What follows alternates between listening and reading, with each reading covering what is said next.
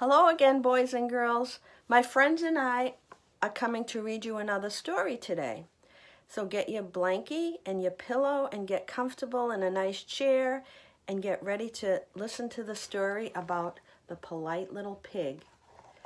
And after the story's done, we're going to learn a few things about pigs, and I'll show you the pictures as I read.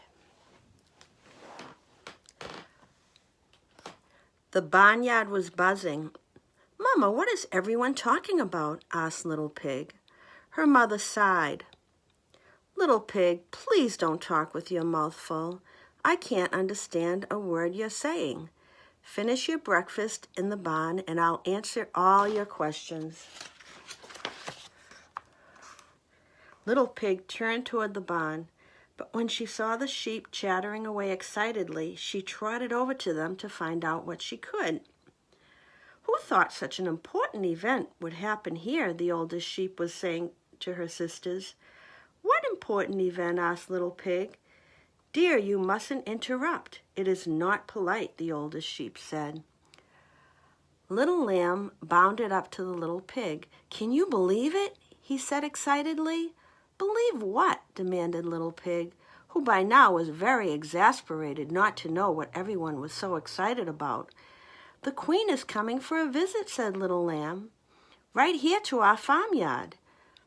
"Wow," said Little Pig. "No wonder everyone is so excited."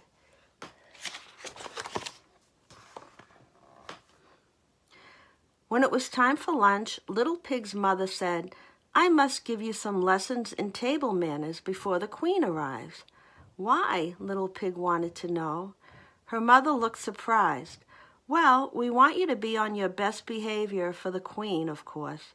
The first rule is to wash up thoroughly before every meal." Little Pig obediently walked off to the water trough. She splashed a few drops of water on her head.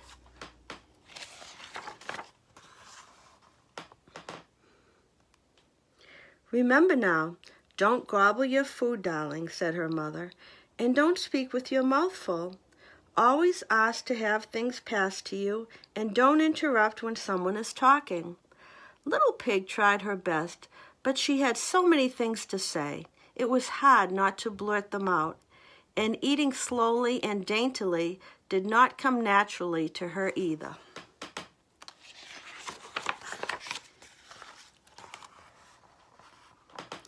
"Who cares about the Queen coming anyway?" said Little Pig to herself after lunch. She asked her mother if she could go for a walk alone. "All right," her mother said, "but be home in time for supper." Little Pig had not gone far when she heard a loud buzzing close to her ear. Then she watched in surprise as a very large bumblebee zoomed to the ground. "Oh my," said the bee. "That was a very long trip, and I misjudged my landing." Little Pig hurried up to her. "Is there anything I can do for you?" she asked politely. "Thank you," said the bee, smiling. "I could use a cool drink if it's not too much trouble." Little Pig dipped a large leaf into the brook and, holding it carefully by the edge, walked back to the bee and laid it gently in front of her.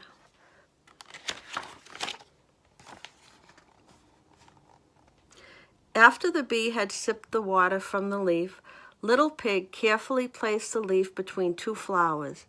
"This will make a nice shady place for you to rest," Little Pig said to the bee.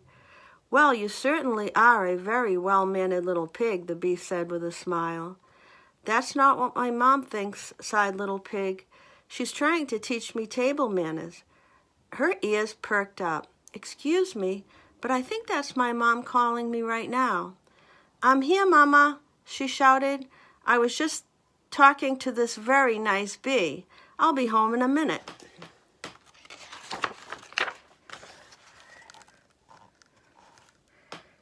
Turning back to the bee, Little Pig told her about her life at the farm. She even told her about the visit from the Queen and how excited all the animals were. "Aren't you excited about the Queen coming?" asked the bee. She had begun rummaging around in her bee-sized basket. "Not really," sighed Little Pig. My manners aren't very good, so I thought it was best if I wasn't around when she arrived. You see, Little Pig suddenly stopped talking. She had become aware of movement just behind her. She turned around slowly. The entire barnyard was standing there looking at the bee. Then they bowed to her.